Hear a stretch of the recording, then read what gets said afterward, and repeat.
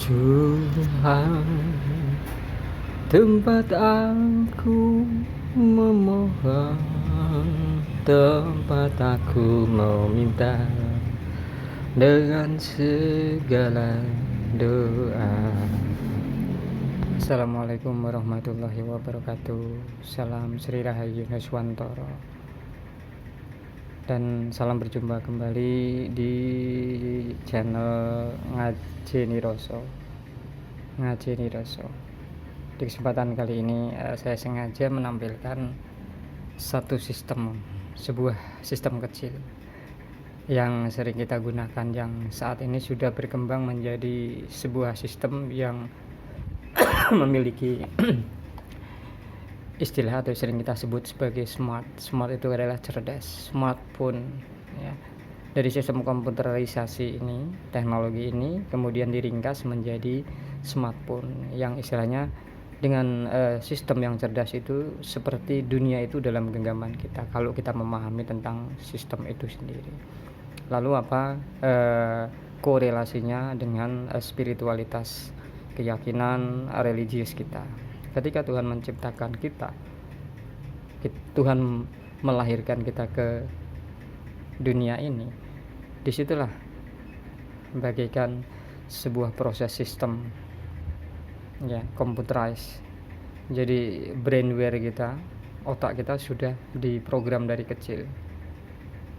Makanya saya sempat mengomentari satu buah konten kreator di mana kalau kita berbicara tentang sebuah perjalanan hidup, jadi perjalanan hidup begitu manusia terlahir, begitu manusia di dalam kandungan, Tuhan sudah menciptakan dengan segala keperluannya.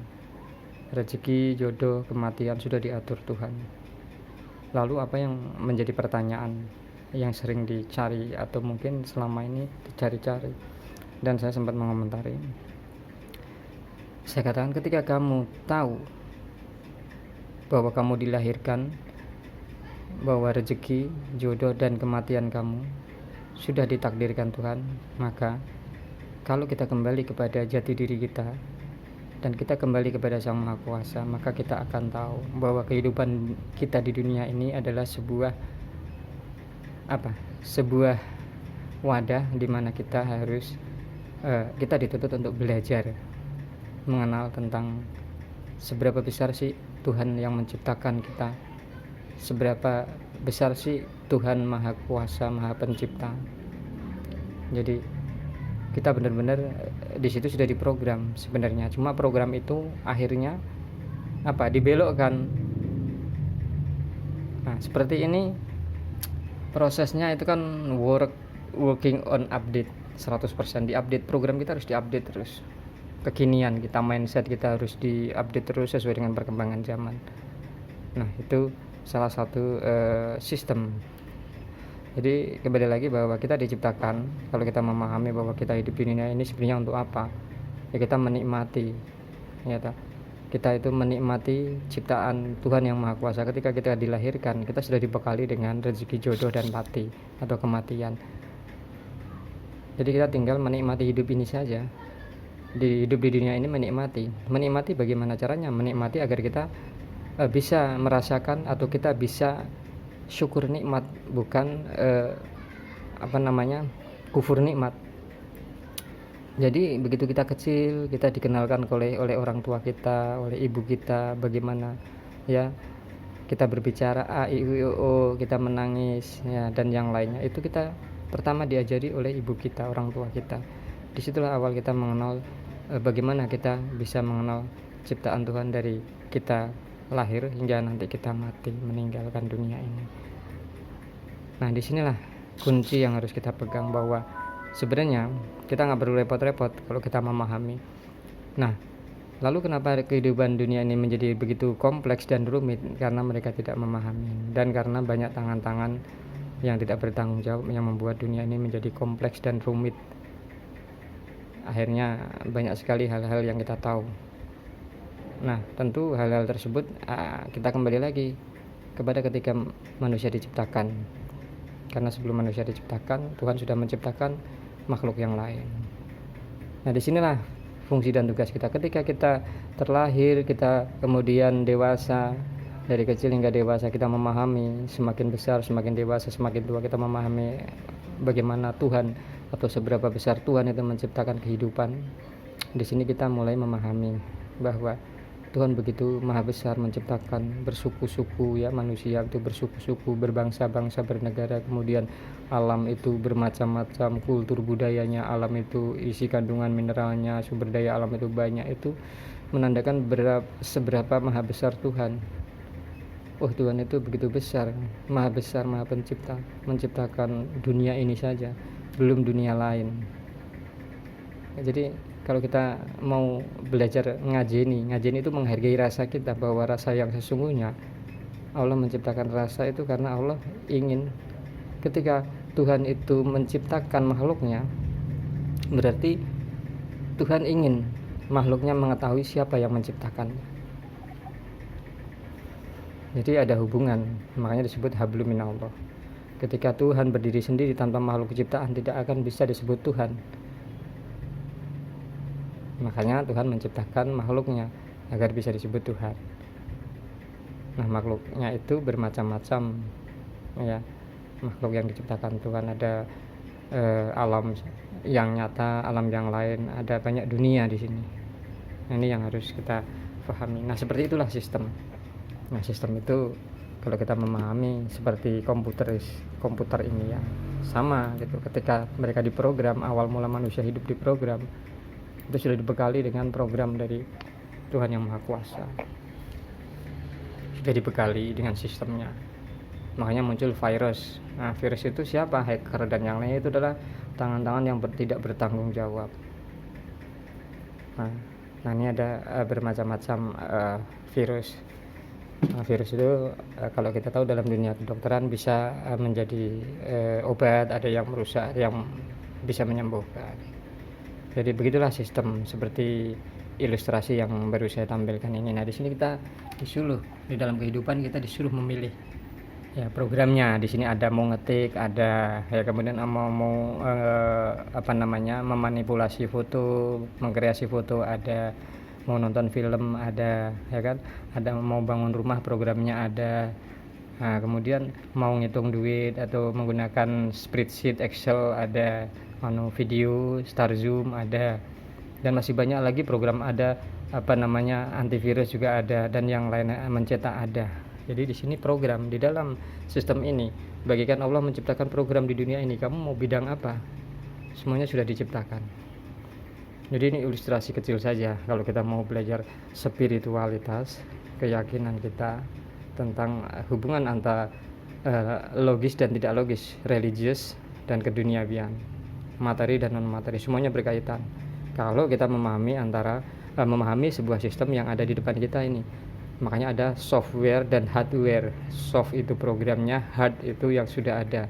Kalau di dalam kehidupan, hard itu ya sumber daya alam, manusianya itu hard.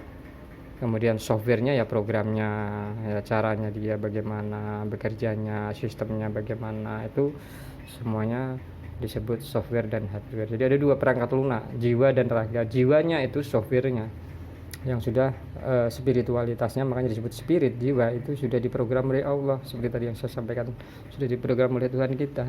Dari kita dalam kandungan sudah diprogram. Kamu rezeki, jodoh kamu, hati kamu sudah diatur. Nah, lalu ngapain kita pusing-pusing, ya?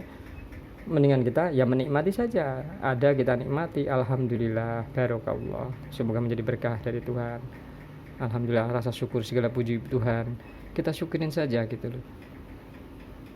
Kalau kita mau memahami itu, apapun yang kita tangani, apapun kondisi kita saat ini, apapun yang kita hadapi, kita harus bersyukur, karena di situ Tuhan akan memberikan pelajaran berarti bagi kita.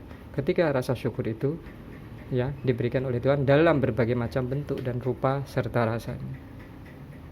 Itu alhamdulillah di kesempatan kali ini, ya, kajian ngajeni rasa saat ini, seperti kita menghargai rasa kita tentang spiritualitas, tentang spirit kita, jiwa kita, ya, tentang software kita kepada Tuhan yang Maha Kuasa. Kita berhubungan secara spirit, secara ruhiyah, secara jiwa kepada Tuhan, karena kita pengen tahu softwarenya bagaimana, programnya, supaya kita benar-benar tahu bahwa kita diciptakan softwarenya oleh Tuhan.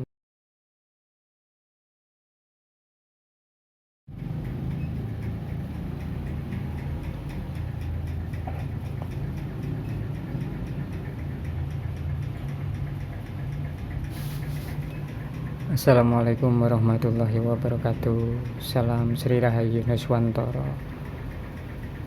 Dan salam berjumpa kembali di channel Ngajeni Roso. Di kesempatan kali ini saya sengaja menampilkan sebuah sistem kecil yang sering kita gunakan, yang saat ini sudah berkembang menjadi sebuah sistem yang memiliki istilah atau sering kita sebut sebagai smart. Smart itu adalah cerdas, smartphone ya. Dari sistem komputerisasi ini, teknologi ini kemudian diringkas menjadi smartphone yang istilahnya dengan sistem yang cerdas itu seperti dunia itu dalam genggaman kita kalau kita memahami tentang sistem itu sendiri. Lalu apa korelasinya dengan spiritualitas, keyakinan religius kita? Ketika Tuhan menciptakan kita, Tuhan melahirkan kita ke dunia ini, disitulah bagaikan sebuah proses sistem ya, computerized. Jadi brainware kita, otak kita sudah diprogram dari kecil. Makanya saya sempat mengomentari satu buah konten kreator di mana kalau kita berbicara tentang sebuah perjalanan hidup, jadi perjalanan hidup begitu manusia terlahir, begitu manusia di dalam kandungan, Tuhan sudah menciptakan dengan segala keperluannya. Rezeki, jodoh, kematian sudah diatur Tuhan. Lalu apa yang menjadi pertanyaan yang sering dicari atau mungkin selama ini dicari-cari, dan saya sempat mengomentari, saya katakan, ketika kamu tahu bahwa kamu dilahirkan, bahwa rezeki, jodoh, dan kematian kamu sudah ditakdirkan Tuhan, maka kalau kita kembali kepada jati diri kita dan kita kembali kepada Sang Maha Kuasa, maka kita akan tahu bahwa kehidupan kita di dunia ini adalah sebuah wadah di mana kita harus kita dituntut untuk belajar mengenal tentang seberapa besar sih Tuhan yang menciptakan kita, seberapa besar sih Tuhan Maha Kuasa, Maha Pencipta. Jadi kita benar-benar di situ sudah diprogram sebenarnya. Cuma program itu akhirnya dibelokkan.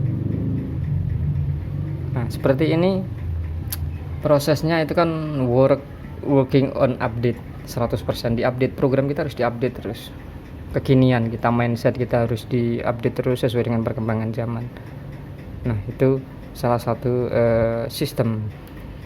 Jadi kembali lagi bahwa kita diciptakan, kalau kita memahami bahwa kita hidup di dunia ini sebenarnya untuk apa? Ya kita menikmati, ya kita itu menikmati ciptaan Tuhan yang Maha Kuasa. Ketika kita dilahirkan, kita sudah dibekali dengan rezeki, jodoh, dan mati atau kematian. Jadi kita tinggal menikmati hidup ini saja. Hidup di dunia ini menikmati bagaimana caranya? Menikmati agar kita bisa merasakan atau kita bisa syukur nikmat, bukan kufur nikmat. Jadi begitu kita kecil, kita dikenalkan oleh orang tua kita, oleh ibu kita, bagaimana ya kita berbicara a, i, u, o, kita menangis ya, dan yang lainnya. Itu kita pertama diajari oleh ibu kita, orang tua kita. Disitulah awal kita mengenal bagaimana kita bisa mengenal ciptaan Tuhan dari kita lahir hingga nanti kita mati, meninggalkan dunia ini. Nah, disinilah kunci yang harus kita pegang, bahwa sebenarnya kita nggak perlu repot-repot kalau kita memahami. Nah, lalu kenapa kehidupan dunia ini menjadi begitu kompleks dan rumit? Karena mereka tidak memahami, dan karena banyak tangan-tangan yang tidak bertanggung jawab yang membuat dunia ini menjadi kompleks dan rumit. Akhirnya banyak sekali hal-hal yang kita tahu. Nah, tentu hal-hal tersebut kita kembali lagi kepada ketika manusia diciptakan. karena sebelum manusia diciptakan Tuhan sudah menciptakan makhluk yang lain. Nah disinilah fungsi dan tugas kita ketika kita terlahir, kita kemudian dewasa. Dari kecil hingga dewasa kita memahami, semakin besar, semakin dewasa, semakin tua kita memahami bagaimana Tuhan atau seberapa besar Tuhan itu menciptakan kehidupan. Di sini kita mulai memahami bahwa Tuhan begitu maha besar menciptakan bersuku-suku, ya, manusia itu bersuku-suku, berbangsa-bangsa, bernegara, kemudian alam itu bermacam-macam, kultur budayanya, alam itu isi kandungan mineralnya, sumber daya alam itu banyak. Itu menandakan seberapa maha besar Tuhan. Oh, Tuhan itu begitu besar, maha pencipta, menciptakan dunia ini saja, belum dunia lain. Jadi kalau kita mau belajar ngajeni itu menghargai rasa kita, bahwa rasa yang sesungguhnya Allah menciptakan rasa itu karena Allah ingin. Ketika Tuhan itu menciptakan makhluknya, berarti Tuhan ingin makhluknya mengetahui siapa yang menciptakannya. Jadi ada hubungan, makanya disebut hablum minallah. Ketika Tuhan berdiri sendiri tanpa makhluk ciptaan, tidak akan bisa disebut Tuhan. Makanya Tuhan menciptakan makhluknya agar bisa disebut Tuhan. Nah, makhluknya itu bermacam-macam, ya. Makhluk yang diciptakan Tuhan ada alam yang nyata, alam yang lain, ada banyak dunia di sini. Nah, ini yang harus kita pahami. Nah, seperti itulah sistem. Nah, sistem itu kalau kita memahami seperti komputer ini ya, sama gitu. Ketika mereka diprogram, awal mula manusia hidup diprogram, itu sudah dibekali dengan program dari Tuhan yang Maha Kuasa, sudah dibekali dengan sistemnya. Makanya muncul virus. Nah, virus itu siapa? Hacker dan yang lainnya itu adalah tangan-tangan yang tidak bertanggung jawab. Nah ini ada bermacam-macam virus. Nah, virus itu kalau kita tahu dalam dunia kedokteran bisa menjadi obat, ada yang merusak, ada yang bisa menyembuhkan. Jadi begitulah sistem, seperti ilustrasi yang baru saya tampilkan ini. Nah, di sini kita disuruh, di dalam kehidupan kita disuruh memilih ya programnya. Di sini ada mau ngetik, ada ya, kemudian mau memanipulasi foto, mengkreasi foto, ada mau nonton film, ada ya kan, ada mau bangun rumah, programnya ada. Nah, kemudian mau ngitung duit atau menggunakan spreadsheet, Excel, ada, video, Star Zoom ada, dan masih banyak lagi program, ada antivirus juga ada, dan yang lain mencetak ada. Jadi di sini program di dalam sistem ini, bagikan Allah menciptakan program di dunia ini. Kamu mau bidang apa? Semuanya sudah diciptakan. Jadi ini ilustrasi kecil saja kalau kita mau belajar spiritualitas, keyakinan kita tentang hubungan antara logis dan tidak logis, religius dan keduniawian, materi dan non materi, semuanya berkaitan. Kalau kita memahami sebuah sistem yang ada di depan kita ini, makanya ada software dan hardware. Soft itu programnya, hard itu yang sudah ada. Kalau di dalam kehidupan, hard itu ya sumber daya alam, manusianya itu hard, kemudian softwarenya ya programnya, ya caranya dia bagaimana bekerjanya, sistemnya bagaimana, itu semuanya disebut software dan hardware. Jadi ada dua perangkat lunak, jiwa dan raga. Jiwanya itu softwarenya yang sudah spiritualitasnya, makanya disebut spirit. Jiwa itu sudah diprogram oleh Allah, seperti tadi yang saya sampaikan, sudah diprogram oleh Tuhan kita. Dari kita dalam kandungan sudah diprogram. Kamu rezeki, jodoh kamu, hati kamu sudah diatur. Nah, lalu ngapain kita pusing-pusing? Ya, mendingan kita ya menikmati saja. Ada kita nikmati, alhamdulillah, barokallah. Semoga menjadi berkah dari Tuhan. Alhamdulillah, rasa syukur, segala puji Tuhan. Kita syukurin saja gitu loh. Kalau kita mau memahami itu, apapun yang kita tangani, apapun kondisi kita saat ini, apapun yang kita hadapi, kita harus bersyukur. Karena di situ Tuhan akan memberikan pelajaran berarti bagi kita. Ketika rasa syukur itu ya diberikan oleh Tuhan dalam berbagai macam bentuk dan rupa serta rasanya. Itu alhamdulillah di kesempatan kali ini ya, kajian ngajeni rasa saat ini, seperti kita menghargai rasa kita tentang spiritualitas, tentang spirit kita, jiwa kita, ya tentang software kita kepada Tuhan yang Maha Kuasa. Kita berhubungan secara spirit, secara ruhiyah, secara jiwa kepada Tuhan, karena kita pengen tahu softwarenya bagaimana, programnya, supaya kita benar-benar tahu bahwa teknologi itu ya jaringan, ya kita itu klien dan servernya ya Tuhan yang menciptakan server, yang menjadi servernya ditaruh di mana programnya. Tuhan memiliki program di Lauhil Mahfud gitu loh. Nah klien itu kita itu mendownload di Lauhil Mahfud, di kitab induk ya yang dimiliki oleh Tuhan tentang sistem kehidupan di dunia ini. Itu seperti itu. Ini implementasi IT. Jadi antara komunikasi dan program itu yang ada di dalam hidup. Mensyukuri, syukur nikmat ya kan, kita bisa menikmati apa yang bisa kita kerjakan. Insya Allah Tuhan akan memberikan balasan sesuai ya dengan apa yang bisa kita kerjakan ketika kita menjalani kehidupan di dunia ini.